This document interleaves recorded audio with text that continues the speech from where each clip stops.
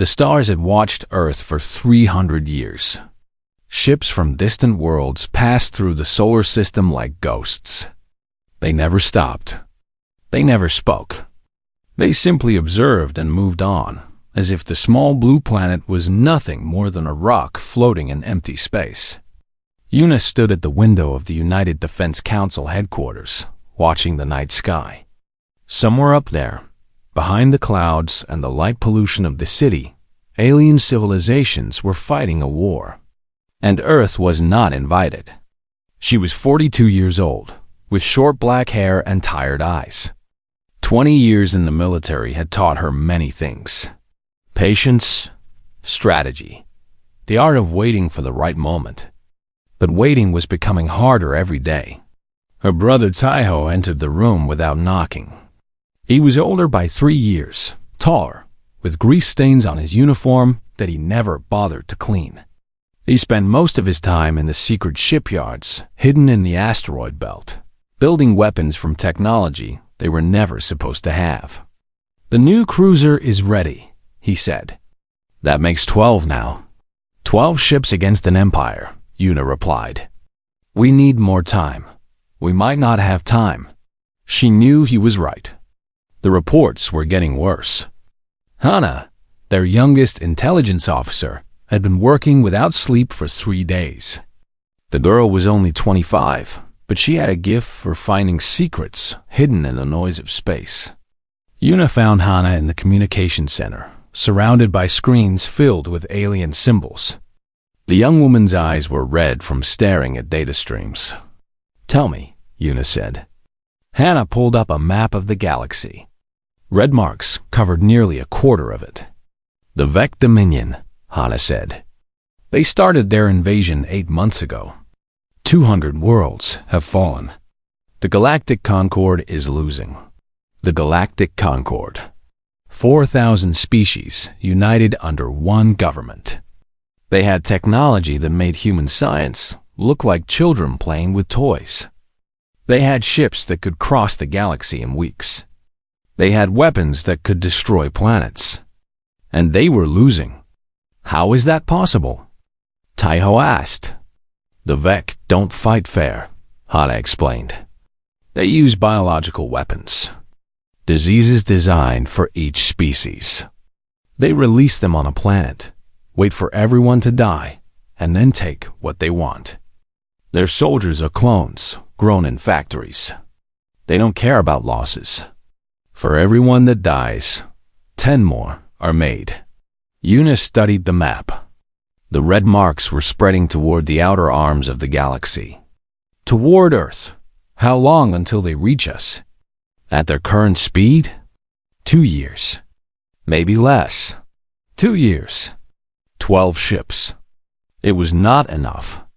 It would never be enough. But Una had learned something important in her years of service. Sometimes the battle was not about winning. It was about making the enemy pay such a high price that victory lost its meaning. "We need allies," she said. Taiho laughed bitterly. "Allies? The Concord has ignored us for 3 centuries.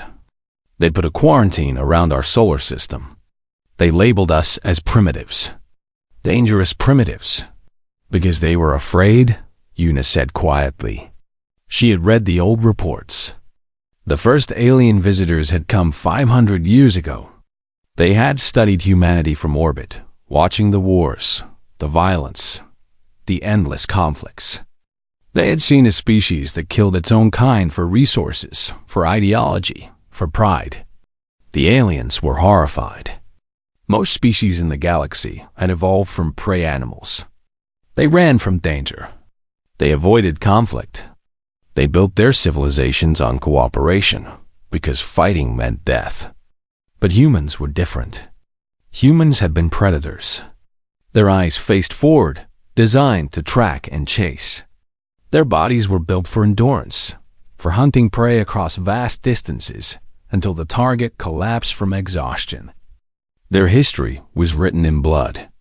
The Galactic Concord had looked at humanity and seen monsters. So they had locked the monsters away. The alert came at midnight. Hana rushed into Yuna's quarters, her face pale with shock. Something is entering the atmosphere. It's not one of ours. They reached the command center as the object crashed into the Pacific Ocean. Satellites tracked its descent. It was a ship, small and damaged, trailing smoke and fire. Concorde design, Taiho confirmed. A diplomatic vessel. Yuna made the decision in seconds. Send a recovery team. I want whoever is on that ship alive. The rescue took 3 hours. The ship had broken apart on impact, but the emergency pod had survived. Inside, they found a creature unlike anything they had seen before. It was tall and thin, with gray skin and 4 arms. Its eyes were large and black, designed for seeing in low light. It wore a uniform covered in symbols that Hana's translation software slowly decoded. Ambassador, Galactic Concorde, Diplomatic Authority. The creature was dying. Its blood was purple, and there was too much of it spreading across the floor of the medical bay. The doctors did what they could, but human medicine was not designed for alien bodies. Yuna stood beside the bed as the ambassador's eyes slowly focused on her. Human, it whispered. The translation device on its chest turned the alien sounds into English. You are human. Yes. The ambassador made a sound that might have been laughter or crying. It was hard to tell. We watched you. For so long. We were afraid. Your violence. Your wars. We thought you would destroy yourselves. Or destroy others. So we kept you isolated. Kept you contained. Why are you here now? Yuna asked. The ambassador's 4 arms trembled. Because we were wrong. Because we are dying. Because the Vec are coming, and nothing we do can stop them. It reached out with one weak hand and grabbed Yuna's arm. We ignored you. We treated you like animals in a cage. We were wrong. We were so wrong. Tears that looked like silver ran down the ambassador's gray face. Please, it begged. Help us. Help us, or we will all die. Every species. Every world. Everything will burn. Yuna looked at this creature, this representative of a civilization that had imprisoned her people for 300 years. She thought about the quarantine, the isolation, the generations of humans who had looked at the stars and wondered why no one answered. She thought about revenge. And then she thought about something else. Something her grandmother had told her when she was a child. The measure of a person is not how they treat their friends. It is how they treat those who have wronged them. Yuna took the ambassador's hand. We will help you. The ambassador's eyes widened. Why? After everything we did to you? Why would you help us? Yuna smiled. It was not a kind smile. It was the smile of a predator that had finally been unleashed. Because that is what monsters do. We protect. We fight. We sacrifice. You locked us away because you feared what we might become. She leaned closer. Now you will see exactly what we are. The ambassador died 3 hours later. But before it passed, it transmitted a message to the Concorde. A message that would change the history of the galaxy. The humans were coming. And they were not coming as prisoners. They were coming as the nightmare the galaxy had always feared. They were coming to save everyone. Concorde Station Prime was the largest structure ever built by living creatures. It floated in the center of the galaxy like a metal flower, home to millions of beings from thousands of worlds. For centuries, it had been a symbol of peace and cooperation. Now it was a symbol of desperation. Jisoo stood at the viewport of the human transport ship, watching the station grow larger as they approached. She was 38 years old, with scars on her arms and a coldness in her eyes that made even her own soldiers nervous. 20 years of special operations had turned her into something more than human. Or perhaps less. She was never sure which. Behind her, 500 human Marines waited in silence. They wore black armor and carried weapons that mixed human engineering with stolen alien technology. They were the first wave, the beginning of humanity's answer to the galaxy's cry for help. Do-hyun stood beside her, looking nervous. He was a doctor, not a soldier. His specialty was xenobiology, the study of alien life. He had spent 15 years learning about species he had never met, reading stolen data files and examining dead bodies recovered from crashed ships. Now he would meet them face to face. "Are you ready?" Jisoo asked. Do-hyun laughed weakly. "I've spent my whole life preparing to talk to aliens. Now that it's happening, I think I might be sick." "Don't be sick on my ship." The docking was smooth. The airlock opened, and humans stepped onto alien ground for the first time in history. The welcome was not warm.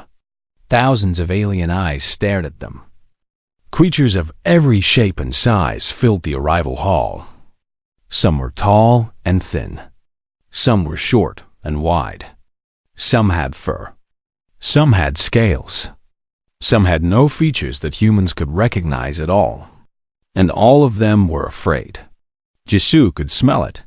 Fear had a scent, and these creatures were drowning in it. They looked at the humans like prey animals, looking at wolves that had somehow walked through their front door. A delegation approached. The leader was a being that looked like a walking plant with green skin and flowers growing from its head. Its translation device identified it as High Coordinator Bloom, acting leader of the Galactic Concord. "You are the humans," Bloom said. Its voice was like wind through leaves. "We are," Do-hyun replied. He had been chosen as the official ambassador because he was the least threatening human they could find. "We received your call for help. We have come to offer our assistance." Bloom's flowers trembled. "We did not expect you to come. After how we treated your species." "The past is the past," Do-hyun said. "The present is what matters. And in the present, you need soldiers who can fight the Vec." The word spread through the crowd like fire. Whispers in 100 languages. The humans wanted to fight. The primitives wanted to join the war. A creature that looked like a giant insect pushed forward. Its shell was bright red, and its voice was harsh. "This is madness. These creatures are dangerous. They will turn on us the moment the Vec are defeated. We should send them back to their quarantine zone." Jisoo stepped forward. The insect creature was twice her size, but it flinched back as if she had struck it. "You are losing this war," Jisoo said. Her voice was calm, almost gentle. "The Vec have taken 200 of your worlds. Your fleets are destroyed. Your soldiers are dying by the billions. In 6 months, they will reach this station. And when they do, everyone here will be dead." The crowd was silent. "We are not asking for your trust," Jisoo continued. "We are not asking for your friendship. We are offering our blood, our lives, our willingness to do what your species cannot." "And what is that?" Bloom asked. Jisoo smiled. It was not a pleasant expression. "We are willing to become the monsters that fight monsters." The first joint battle happened 2 weeks later. The Vec had captured a supply station in a system called Desser. The station was vital for the Concord's supply lines. Losing it would mean losing the entire sector. The Concord fleet arrived first. 50 ships, carrying the finest soldiers from a dozen species. They surrounded the station and prepared for a standard siege. The Vec were waiting for them. Enemy ships poured out from behind the nearby moon. 200 vessels, armed with weapons that tore through Concord shields like paper. The battle turned into a massacre within minutes. Then the humans arrived. 12 ships, small, outdated by galactic standards. They should have been destroyed in seconds. But Jisoo had other plans. All ships engaged stealth systems. Marine teams, prepare for boarding. The human ships went dark. Not invisible, but close enough. They slipped through the chaos of the battle, ignored by VEC sensors that were busy tracking larger targets. Jisu's ship attached to the side of the VEC command carrier. The airlock burned through the enemy hull in 30 seconds. 500 humans poured into the alien ship. The VEC were not prepared.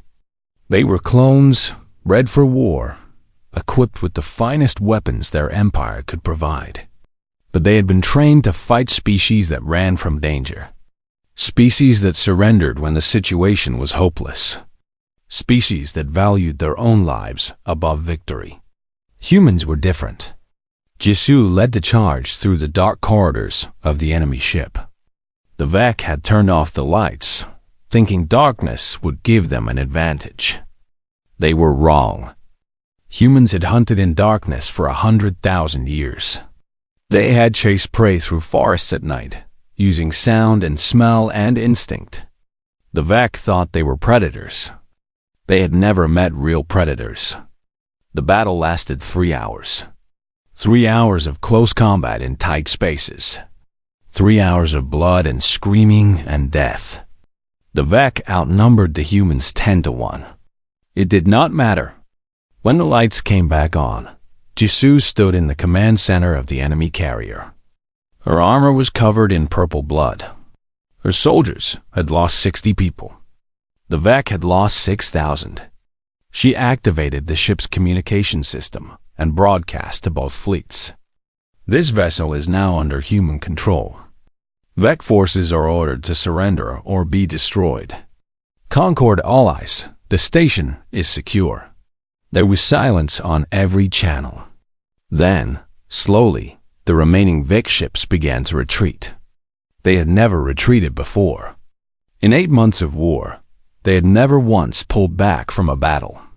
But they had never fought humans before. On the Concord flagship, High Coordinator Bloom watched the replay of the battle.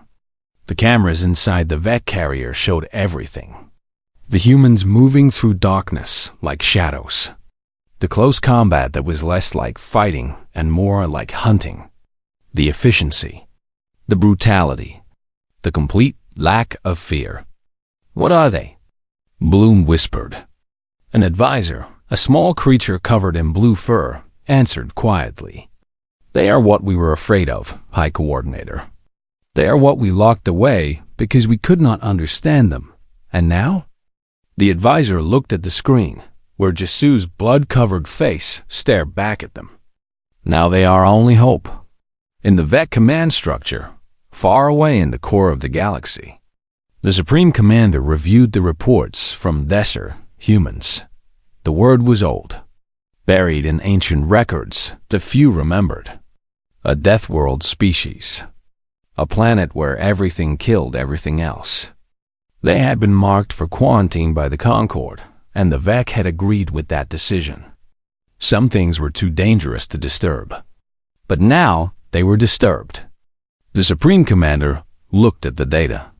The human soldiers had suffered losses that would have broken any other species. They had continued fighting anyway. They had won anyway. A prophecy surfaced from the oldest VEC records. A warning from 1,000 years ago. Beware the death world species. They were made for war. The Supreme Commander made a decision. The humans were a threat, not just to the campaign, but to everything the VEC had built. They would need to be eliminated, no matter the cost. 6 months had changed everything. Yuna stood in the war room of the human flagship, unyielding, surrounded by maps and data screens that showed a galaxy in chaos. The red marks of VEC conquest had stopped spreading. In some places, they were even shrinking. Humanity had entered the war with 12 ships and 5,000 soldiers. Now they had 50 ships and 200,000 fighters. Volunteers from Earth arrived every week, eager to prove that humanity was more than the monsters the galaxy feared. And they were winning. Myre flew her fighter through the wreckage of another VEC fleet. She was 29 years old, with quick hands and quicker reflexes. In 6 months, she had destroyed more enemy ships than any other pilot in the combined forces. The aliens called her the Ghost because she appeared from nowhere and vanished before anyone could catch her. She landed on the Unyielding and climbed out of her cockpit. Mechanics rushed to repair the damage to her ship. There was always damage. She pushed her machines to their limits and beyond. Yunji was waiting for her on the deck. The tactical analyst was thin and quiet, with glasses that reflected the glow of her ever-present tablet. She spent her days studying human history and turning ancient battles into modern strategies. 14 kills today, Yunji said. That's a new record. It doesn't feel like enough, Myray replied. It never does. They walked together through the ship's corridors. The Unyielding was a mix of human engineering and alien technology, a symbol of what the two civilizations could build together.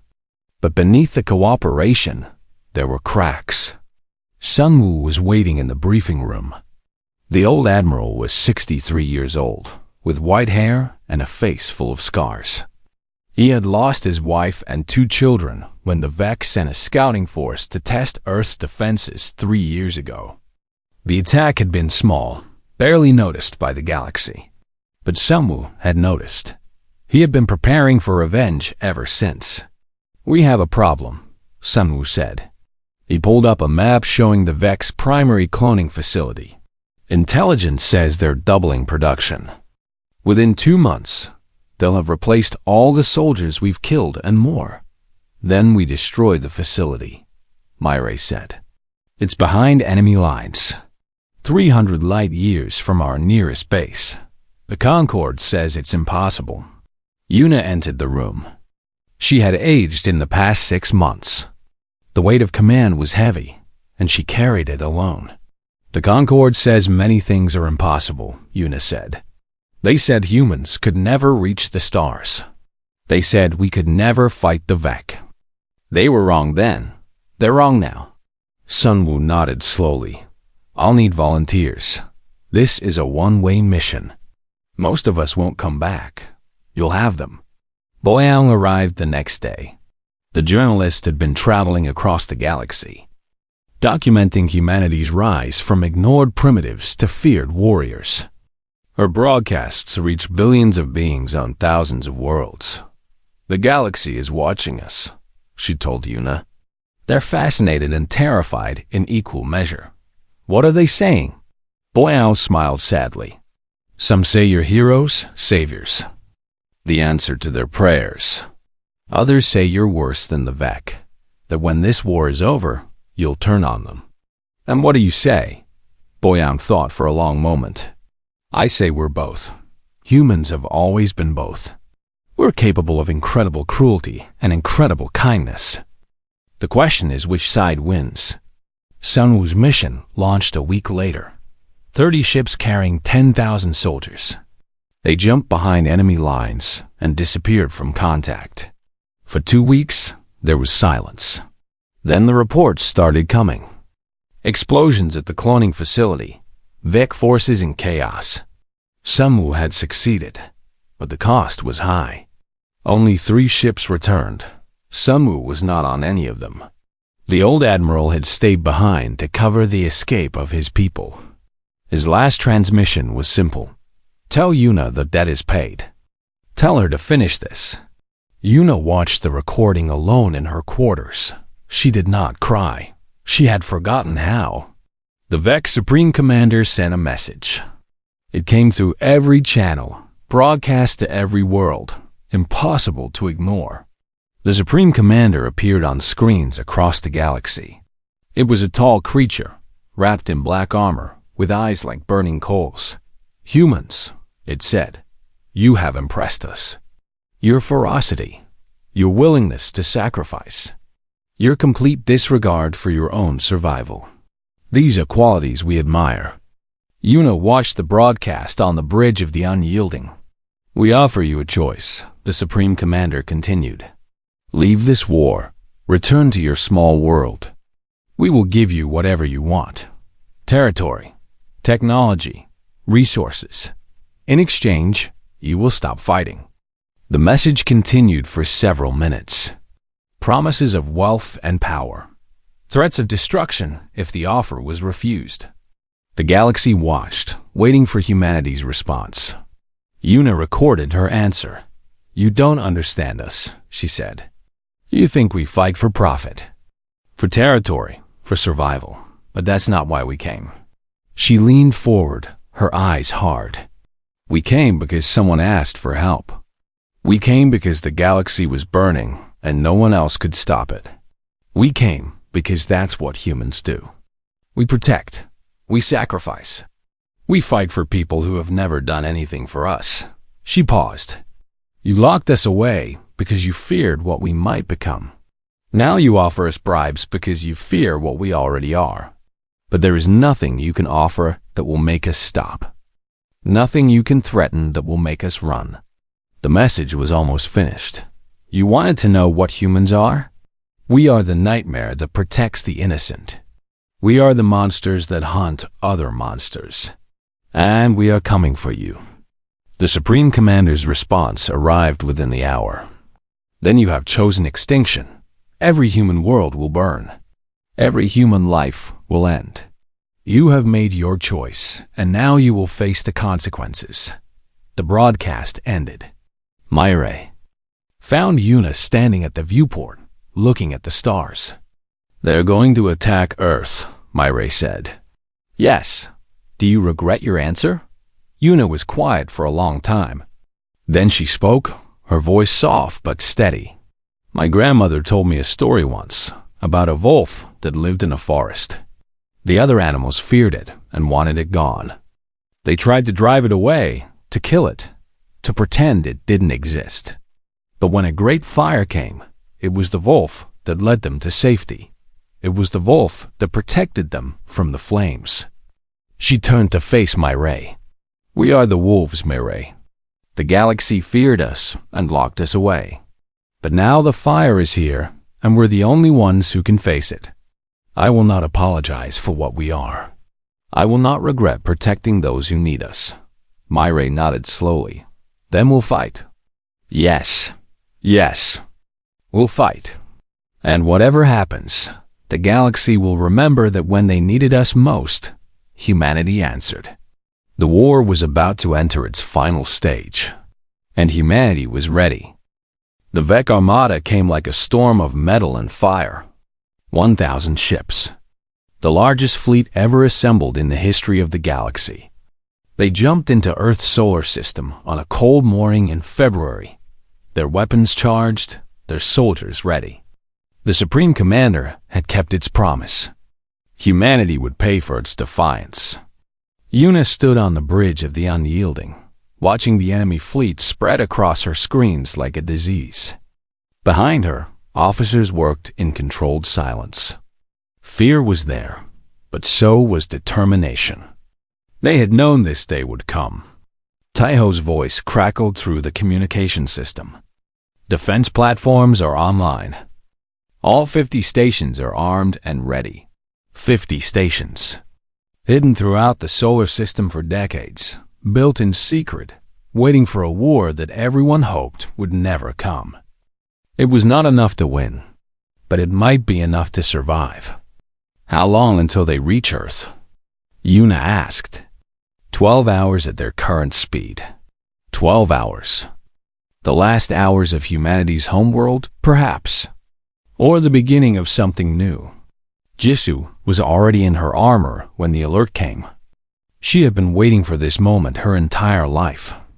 The chance to face the enemy that threatened everything she loved. Her Marines assembled in the launch bay. 2,000 soldiers, the best humanity had to offer. They would be the sword, while the defense platforms were the shield. "Listen to me," Jisoo said, her voice carrying across the bay. "In a few hours, we will face the largest enemy force in history. Many of us will not survive. I won't lie to you about that." She paused, looking at the faces of her soldiers. Young and old. Men and women. All of them ready to die. "But I promise you this. Whatever happens today, the galaxy will remember. They will remember that when the darkness came, humanity stood against it. They will remember that we did not run. We did not surrender. We fought. A soldier raised her hand. Commander, what's our objective? Jesus smiled grimly. The Supreme Commander's flagship. We're going to cut off the head of the snake. The battle began at noon. Vec ships surged forward, their weapons tearing into Earth's outer defenses. The first defense platform exploded within minutes. Then the second. Then the third. Myre led the fighter wings into the chaos. Her ghost squadron screamed through the enemy formation, their weapons blazing. Vec fighters fell from the sky like burning leaves. But there were too many. For every enemy ship destroyed, 3 more took its place. Squadron, form up on me, Myre ordered. We need to buy time for the evacuation ships. Below them, civilian transports were launching from Earth's surface.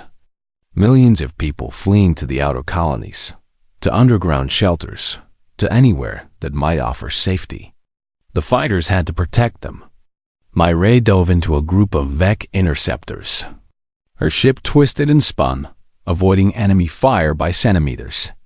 She destroyed 2, 3, 4 enemies before something hit her wing.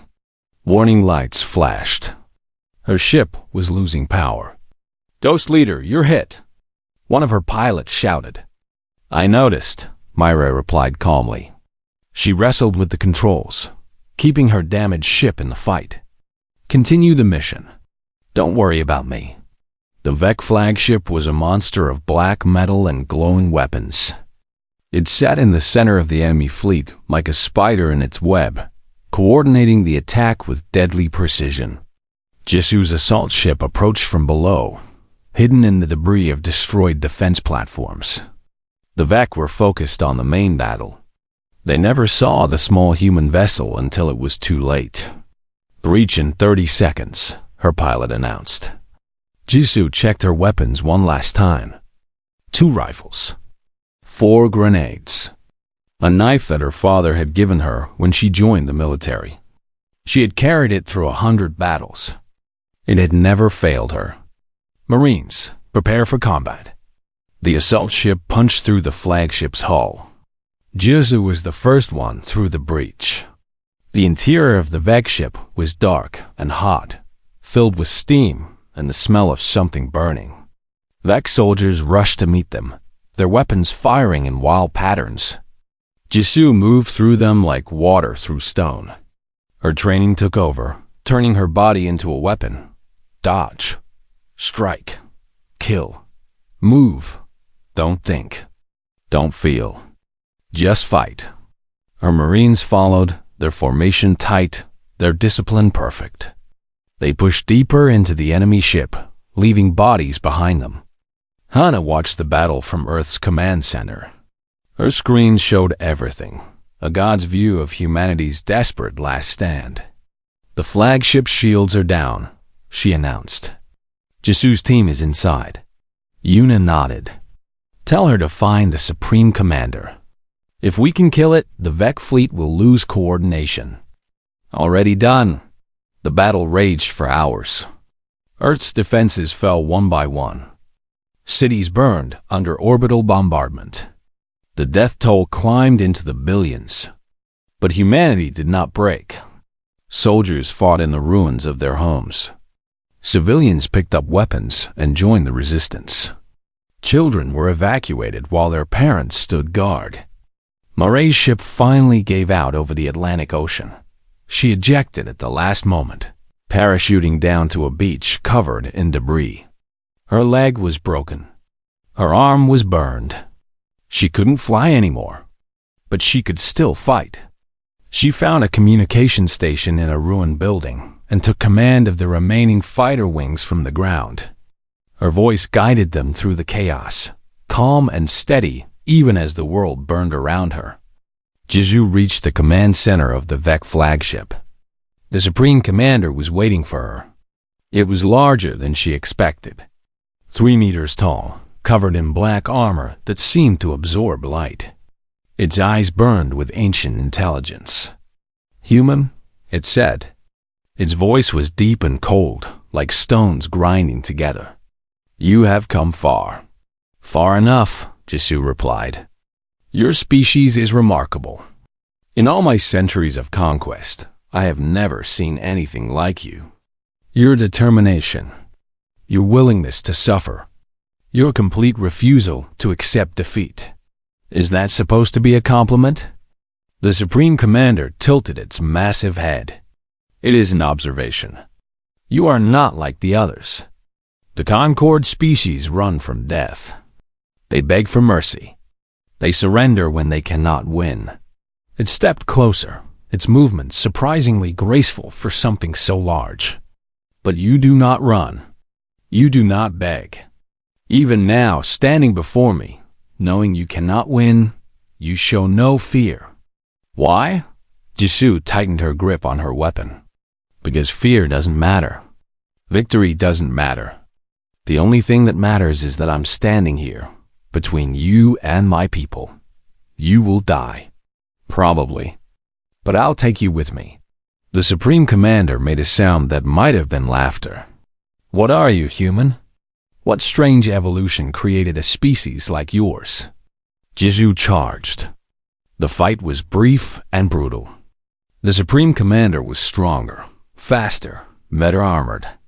Jisoo was bleeding from a dozen wounds within seconds. But she did not stop.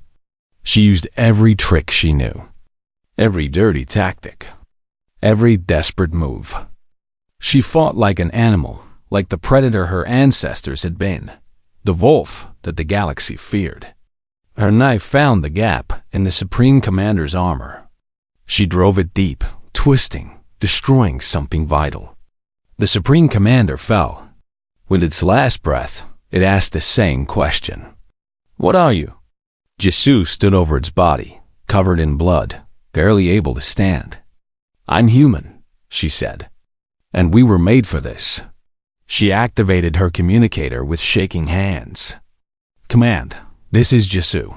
The Supreme Commander is dead. Mission complete." There was static for a long moment. Then Yuna's voice. "Jisoo, get out of there. The flagship is losing power. You have 5 minutes." Jisoo looked at the exit. It was so far away. Her legs were barely working. "I don't think I can make it. Jisoo, listen to me." Her voice was calm, peaceful even. "Tell them I did my job. Tell them humanity survived. That's all that matters. We're sending a rescue team. Just hold on." Jisoo smiled sadly. "There's no time. And that's okay. This is what I was born for." She cut the communication and sat down beside the body of her enemy. The ship was shaking, falling apart around her. Through a cracked viewport, she could see Earth, beautiful, blue, still fighting. "We made it," she whispered. "We survived." Outside, the Vec fleet was falling into chaos. Without the Supreme Commander, without the hive mind control, they turned on each other or simply stopped fighting. The battle was ending. And far away, at the edge of the solar system, Concord reinforcements finally arrived. 1,000 ships from species that had once ignored humanity. They had come to help. Too late to save Jisoo, but just in time to save everyone else. 10 years had passed since the war. The galaxy was different now. Not healed, exactly. Some wounds never fully close, but changed, rebuilt, learning to live again. Yuna stood at the window of her office on Concord Station Prime. She was 52 years old, with gray streaks in her hair and lines around her eyes that had not been there before the war. But her back was straight, and her voice was still strong. She was the first human to serve on the Concord High Council. Some species had protested. Old fears died slowly, and there were still those who saw humans as monsters waiting to turn on them. But most had accepted her. They had seen what humanity could do when it chose to protect rather than destroy. Her assistant, a young being covered in soft blue fur, entered the room. "Representative Yuna, your brother has arrived." Taiho walked in with the same grease stains on his uniform he had always worn. Some things never changed. He was working on the memorial now, a massive station being built at the edge of Earth's solar system, a monument to everyone who had died in the war. "The memorial is almost finished," he said. "We're ready for the dedication ceremony." Yuna nodded. "I'll be there. Will you give a speech?" "Yes." She paused. "I'm not sure what to say." Taiho sat down across from her. "Say what you always say. The truth. The truth." That was harder than it sounded. The truth was complicated. The truth was painful. The truth was that humanity had saved the galaxy, and the galaxy was still afraid of them. Do-Hyun had built something beautiful from the ashes of war. The Xenomedical Institute stood at the heart of Concord Station Prime. Hundreds of doctors and scientists from dozens of species worked together, combining human determination with alien technology to cure diseases that had plagued the galaxy for centuries. Do-Hyun walked through the halls, checking on patients, reviewing research, answering questions. He was 50 now, with kind eyes and gentle hands that had saved more lives than he could count. A young alien doctor, barely out of training, approached him nervously. "Dr. Do-Hyun, I wanted to thank you." "For what?" "My grandmother was on Desert 4 when the Vec attacked. Your people saved her. I wanted you to know that." Do-Hyun smiled softly. "We did what anyone would do." "No," the young doctor said firmly. "You did what no one else could do. You fought for us when we had given up. You sacrificed everything for species you had never met. That's not normal. That's not what anyone would do." She paused, gathering courage. "My grandmother calls humans the galaxy's guardians. I think she's right." Do-Hyun watched her walk away. Guardians. It was a better word than monsters. He hoped it would stick. Mireille never flew again. The injuries she had suffered during the battle had left her leg permanently damaged. She walked with a cane now, slowly and carefully, a far cry from the pilot who had once danced through enemy fleets like a ghost. But she had found a new purpose. The training academy on Earth's moon was filled with young pilots from across the galaxy. They came to learn from the best, to master the techniques that had turned the tide of war. Mireille stood at the front of the classroom, looking at faces from a dozen different species. Some were scared. Some were excited. All of them were eager. "Flying is not about speed," she told them. "It's not about reflexes or weapons or fancy technology. Flying is about knowing who you're fighting for. When you remember that, when you hold on to that, you can do anything." A young human raised his hand. "Is it true you kept fighting after your ship was destroyed?" Mireille smiled. "My ship was destroyed. I wasn't. But how? How did you keep going?" She leaned on her cane, remembering that day. The fire, the pain, the absolute certainty that giving up was not an option. "Because people needed me. Because somewhere down there, children were scared and families were hiding, and the only thing standing between them and death was us. When you fight for something bigger than yourself, pain doesn't matter. Fear doesn't matter. You just keep going." The students were silent, absorbing her words. "Now," Mireille said, her voice sharpening, "let's see if any of you can actually fly." Hannah had never stopped searching. Even after the war ended, she continued to dig through captured Vec records, looking for answers to questions no one else was asking. She found them in the oldest files, the ones from before the Vec had become conquerors. The Vec had been running.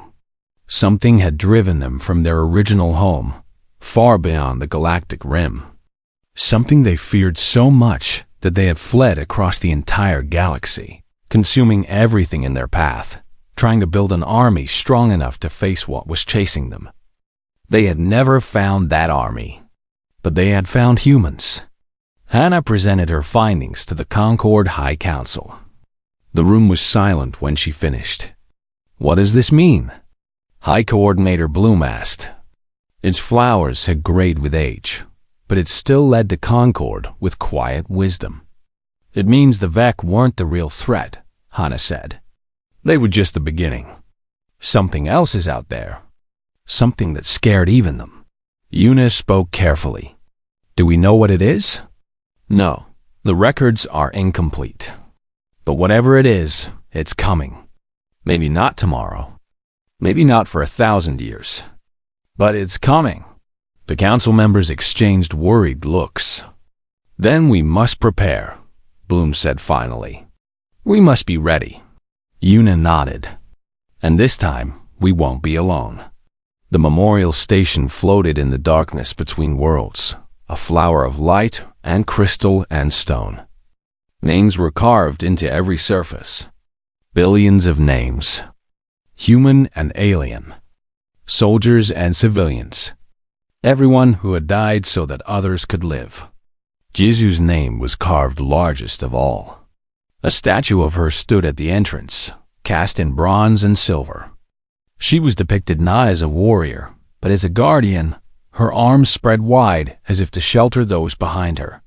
Her face was calm, peaceful, the face of someone who had found their purpose and fulfilled it. Una stood before the statue on the day of the dedication ceremony. Thousands of beings from across the galaxy had come to witness. Cameras broadcast to every world. She took a deep breath and began to speak. 300 years ago, the galaxy looked at humanity and saw monsters. They saw our wars, our violence, our endless capacity for destruction. They were afraid of what we might become, so they locked us away. They ignored us. They hoped we would destroy ourselves and solve their problem for them. She paused, her eyes moving across the crowd.